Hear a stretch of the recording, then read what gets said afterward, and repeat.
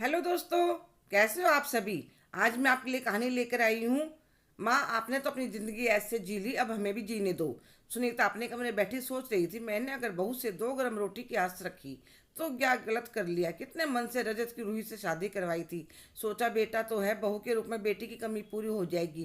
क्योंकि मेरे पति को तो बस ऑफिस का काम करना आता था, न उन्हें बातें करने का शौक था, न शॉपिंग का, न फिल्म देखने का। सोचा था बहू आएगी तो जिंदगी में कुछ सुधार हो जाएगा। पर बहू से तो बस अपने आप से ही फुर्सत नहीं थी। पूरा दिन मोबाइल फ़ोन में लगे रहना, अपने दोस्तों से बात करना। कुछ दिन बाद बोली, मम्मी जी मैं नौकरी करना चाहती हूँ। मैंने कहा ठीक है, कर लो। उसके बाद तो जो थोड़ा बहुत काम करती थी उसकी भी छुट्टी हो गई। अपने कमरे में पति पत्नी नाश्ता करते, टिफिन लेकर जाते, रात का खाना भी अपने कमरे में खाते। एक दिन मैंने कहा, बेटा कभी कभी हम लोगों के साथ भी खाना खा लिया करो, कभी कभी साथ घूमने चल पड़ा करो। तो बेटी ने कहा, माँ आप भी कमाल करती हैं। अरे आप लोगों ने तो अपनी ज़िंदगी तो ऐसे काट ली और अब अपने आप को हमारे ऊपर थोपना चाहते हो। यह हमारी उम्र है मौज मस्ती करने की। आप घर में रहकर घर संभालो।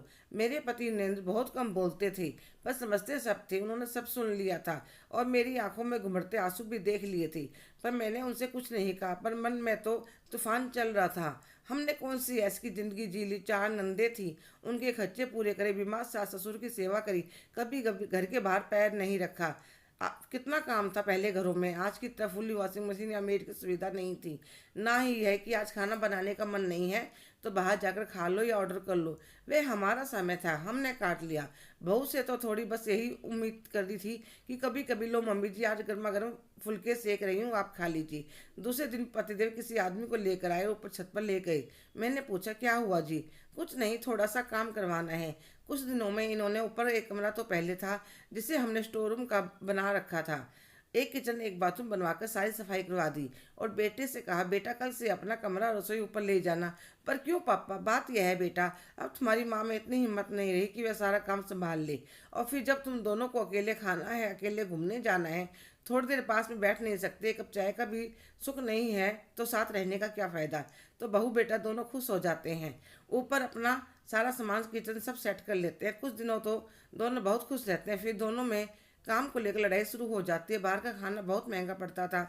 अब हर रोज बाहर खाकर बोर होने लगे थे। बजट भी गड़बड़ा गया। मेड ना आए तो सारा काम संभालना। माँ के हाथ का खाना बहुत याद आ रहा था। उधर सुनीता का मन अब हल्का हो चुका था। जब कोई नहीं दिखता तो उम्मीद भी नहीं रहती। उन्हें तो काम करने की आदत थी, सादा खाना खाते थे। वह तो बहू बेटों के लिए रहता था, कभी कुछ नया बना दो। अब तो उनके पति में भी बहुत सुधार हो गया था। वह भी अपनी पत्नी को समय देने लगे थे। कभी कभी उनके लिए चाय भी बना देते। एक दिन सुनीता जी का बेटा बहू नीचे आए, बोले, मम्मी पापा हमें ऊपर रहना अच्छा नहीं लग रहा, पहले की तरह साथ रहते हैं। तो माँ तो हाँ बोलने वाली थी, पर उनसे पहले उसके पापा बोल पड़े, बेटा हमें भी अच्छा नहीं लगता, पर मन से दूर होने से अच्छा है थोड़ा तन से दूर रह ले। और हम तो एक ही मकान में ऊपर नीचे रहते हैं। अगर तुम सही में हमारा सम्मान करते हो तो अपना अपना संभालो, और जरूरत पड़ने पर हम तुम्हारे साथ हैं और तुमसे भी यही उम्मीद करेंगे। तो बेटा बहू ऊपर चले जाते हैं तो पत्नी कहती है, बच्चों को हाँ क्यों नहीं बुला रहे भाग्यवन, अभी वह हमारी ममता में नहीं, काम और पैसे की वजह से आए थे।